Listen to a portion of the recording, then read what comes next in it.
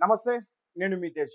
Middle east countries లో జరుగుతున్న war వల్ల ఇప్పటికే ప్రపంచ దేశాలన్నీ కూడా చాలా తీవ్రమైన సంక్షోభాన్ని ఎదుర్కొంటున్నాయి.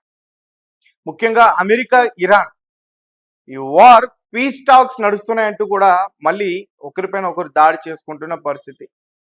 రీసెంట్ గా అమెరికాకు సంబంధించిన కొంతమంది సైన్యం ఇరాన్ లోని పోర్ట్ పైన అటాక్ చేశారు. సిమెంట్స్ పెట్టే పోర్ట్స్ పైన అటాక్ చేశారు.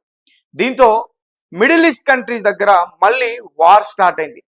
ఒక పక్క ఈ వార్ జరుగుతుంటే మేమేమైనా తక్కువ, మేము కూడా కొట్టుకుంటా ఉంటూ కూడా రష్యా, ఉక్రెయిన్ మళ్ళీ ఈ వార్కి సంబంధించి తెరపైకి వచ్చాయి. రష్యా, ఉక్రెయిన్ గత 4 ఏళ్ల నుంచి కూడా భీకర యుద్ధం చేసుకుంటున్నాయి, భీకరంగా దాడులు చేసుకుంటూ ఉన్నాయి. రష్యాతో పోల్చుకుంటే ఉక్రెయిన్ చాలా చిన్నది. రష్యా తలుచుకుంటే ఉక్రెయిన్ని ఒక రాత్రిలో పూర్తిగా ధ్వంసం చేసేయచ్చు, కానీ చేయలేదు. ఎందుకంటే ఉక్రెయిన్కి అండగా అగ్రదేశాలు ఉన్నాయి. ఇజ్రాయెల్ కావచ్చు, అమెరికా కావచ్చు, ఇతర వేరే దేశాలన్నీ కూడా ఉక్రెయిన్కి సపోర్ట్గా ఉన్నాయి.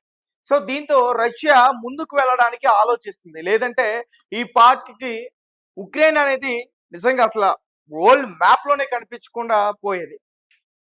ఇక రష్యా ఉక్రెయిన్ పైన రీసెంట్గా దాడి చేసింది. దగ్గరగా 600 డ్రోన్స్ తోటి అటాక్ చేసింది. దాని తర్వాత 90 మిసైల్స్ తోని అటాక్ చేసింది.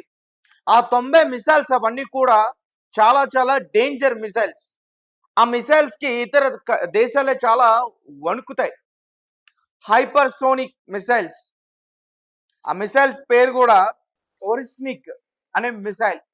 అది చాలా అత్యంత శక్తివంతమైన మిసైల్.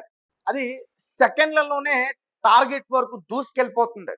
ఎయిర్ డిఫెన్స్ సిస్టమ్ కూడా దాన్ని ఇంటర్సెప్ట్ చేయడానికి చాలా కష్టం.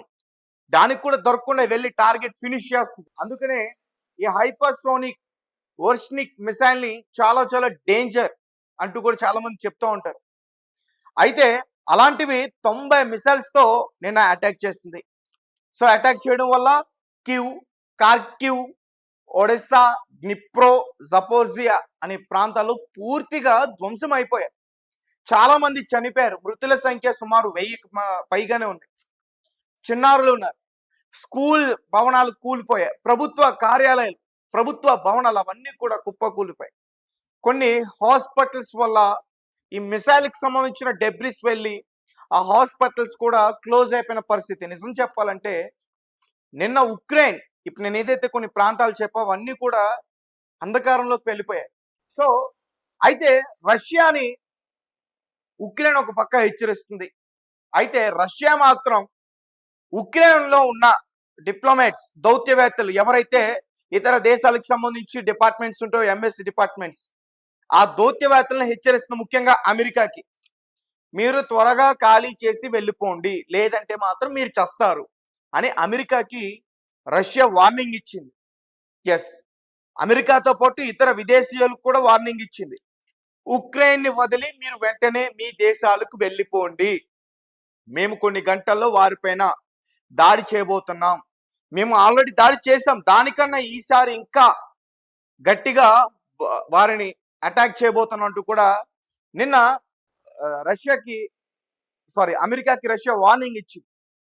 దీనికి సంబంధించి ఎవరైతే ఉన్నారో రష్యా ఫారెన్ మినిస్టర్ సెర్గీ లోవ్రావ్, ఆయన అమెరికా ఫారెన్ మినిస్టర్ మార్క్ రూబియోతో నిన్న మాట్లాడారు. ఆయన మాట్లాడి, అయ్యా మేము ఉక్రెయిన్ని పూర్తిగా అంతం చేయాలనుకుంటున్నాం.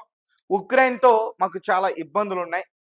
ఇప్పటికే మేము చెప్పాం, మా బోర్డర్లో మా ఆర్మీ బేసెస్ని టచ్ చేద్దంటూ కూడా చెప్తున్నా. అయినా సరే డ్రోన్స్ని ఫ్లై చేసి ఆత్మాహుతి దాడికి చేసుకునే ఆ డ్రోన్స్ ఏవైతే ఉంటాయో వాటితో అటాక్ చేసే ప్రయత్నం చేస్తే ఇక మేము ఊరుకునేదే లేదు, సహించలేదు. ఇక ఉక్రెయిన్ పూర్తిగా మేము ధ్వంసం చేస్తా ఉంటూ కూడా లోవ్రావ్, ఆయన అమెరికా ఫారిన్ మినిస్టర్ మార్క్ రూబియోతో నిన్న మాట్లాడడం జరిగింది. సో దీంతో వెంటనే ఉక్రెయిన్లో ఉన్న అమెరికాకు సంబంధించిన డిప్లొమాట్స్ వారందరూ కూడా తట్టాబుట్ట సర్దుకుని వారి దేశానికి తిరుగు ప్రయాణం అయ్యారు. దీంతో ఉక్రెయిన్కి అర్థమైంది, ఎలా అయినా సరే రష్యా అన్నంత పని చేస్తుందని. అసలు నేను ఎవరు కూడా ఊహించలే. 600 డ్రోన్ల, 90 మిసైల్ల, అవన్నీ కూడా ఒకేసారి సో చూడండి ఎంత పూర్తి స్థాయిలో అటాక్ చేస్తుందో, ఎంత ధ్వంసమై ఉంటుందో అక్కడంతా కూడా. ఆ డ్రోన్స్ అన్ని కూడా ఇరాన్ దగ్గర నుంచి వచ్చిన, ఇరాన్ హెల్ప్ చేస్తుంది రష్యాకి. ఎందుకంటే డ్రోన్స్ ఎక్కువగా తయారు చేసుకోగలుగుతున్న కంట్రీ ఏదైనా ఉందంటే ఇరాన్‌లోనే. ఎక్కువగా వారికి మ్యానుఫ్యాక్చరింగ్ యూనిట్స్ ఉన్నాయి, సెంటర్స్ ఉన్నాయి. వారు 24 గంటల్లో కొన్ని వందల వేల డ్రోన్స్‌ని తయారు చేయగలరు. ఆ కెపాసిటీ ఇరాన్‌లో ఉంది. వాటిపైన అటాక్ చేద్దామంటే ఆ యూనిట్స్ ఎక్కడున్నాయో ఇప్పటికీ అమెరికాకి అంతు చిక్కట్ల. ఇప్పటికీ ఇజ్రాయెల్‌తో వారు వెతికే పనిలో ఉన్నారు. కానీ ఎక్కడ కూడా అంతు చిక్కట్లేదు. ఎందుకంటే ఆ మ్యానుఫ్యాక్చరింగ్ యూనిట్స్ అన్ని కూడా అండర్ గ్రౌండ్‌లో పెట్టుకుంది ఇరాన్. సో అలా ఇరాన్‌కి సంబంధించిన ఆ డ్రోన్స్ రష్యా ఉక్రెయిన్ పైన దాడి చేస్తుంది. నిన్న 600 డ్రోన్స్‌తో అటాక్ చేసింది.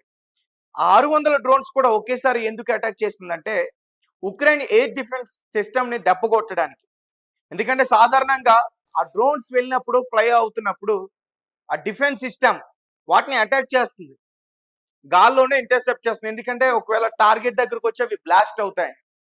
సో దీంతో ఒకేసారి 600 డ్రోన్స్‌ని ఫ్లై చేసేసి వారి ఎయిర్ డిఫెన్స్ సిస్టమ్ ఫోకస్ అంతా కూడా ఆ డ్రోన్స్ పైన ఉండేటట్టు మళ్ళీ వెంటనే 90 మిసైళ్ళు ఒకేసారి మళ్ళీ అటాక్ చేసే ప్రయత్నం చేశారు. దీంతో అక్కడ పవర్ స్టేషన్స్ కావచ్చు, ఆయిల్ డిపోస్ కావచ్చు, మిలిటరీ బేసెస్ కావచ్చు, కమ్యూనికేషన్ సెంటర్స్ కావచ్చు, ఎంతో ముఖ్యమైన డిఫెన్స్ సిస్టమ్ కావచ్చు, బిల్డింగ్స్, స్కూల్స్, ఇలా అన్నీ కూడా పూర్తిగా ధ్వంసమైపోయాయి. ఇంకా విద్యుత్ కేంద్రాలు కూడా. నిజానికి ఉక్రెయిన్ అయితే మాత్రం నిన్న చీకటిలోకి వెళ్ళిపోయింది. ఇంకా హెచ్చరిస్తుంది రష్యా, మేము ఇంకా దాడి చేస్తాం, ఉక్రెయిన్ని పూర్తి స్థాయిలో అంతం చేస్తాం అంటూ కూడా చెప్తుంది. ఒకవేళ ఉక్రెయిన్కి సపోర్ట్గా అమెరికా కూడా మళ్ళీ యుద్ధంలోకి వస్తే మాత్రం ఇక చాలా దారుణమైన పరిస్థితి ఉంటుంది. ఇక పెద్ద దేశాలు రెండు ఢీ కొట్టుకోబోతున్నాయి. ఇక రష్యాకి సపోర్ట్ కొన్న కంట్రీస్ కావచ్చు, అమెరికాకి సపోర్ట్ కొన్న కంట్రీస్ కావచ్చు, అన్ని దేశాలు కూడా ఒకరిపైన ఒకరు అటాక్ చేసుకునే పరిస్థితి వచ్చేస్తుంది. అలాంటిది వస్తే కనుక 3వ ప్రపంచ యుద్ధంలో కనీసం ఈ భూమి పైన ఒక్క చిన్న మొక్క కూడా మిగిలే పరిస్థితి ఉండదు. ఎందుకంటే ప్రతి దేశం దగ్గర వారికి కావాల్సిన ఆయుధాలను ఏర్పాటు చేసుకున్నాయి. హైడ్రోజన్ బాంబులు కావచ్చు, అణ్వాయుధాలు కావచ్చు, న్యూక్లియర్ వెపన్స్ కావచ్చు, ఇంటర్ కాంటినెంటల్ వెపన్స్ కూడా తయారు చేసుకున్నాయి. అంటే ఒకేసారి 2, 3, 4 అట్లాంటి అణు ఆయుధాలను కూడా మోసుకెళ్లే ఇంటర్ కాంటినెంటల్ ఏదైతే మిసైల్స్ ఉంటాయో వాటిని కూడా తయారు చేసుకున్నాయి. ఇంకా అందులో రష్యా పవర్ఫుల్ గా ఉంది, అమెరికా కూడా చాలా పవర్ఫుల్ గా ఉంది. సో దీంతో రష్యాకి ఉక్రెయిన్ కి మధ్య జరుగుతున్న యుద్ధం ఆగాలని చెప్పి ప్రపంచ దేశాలన్నీ కూడా కోరుకుంటున్నాయి.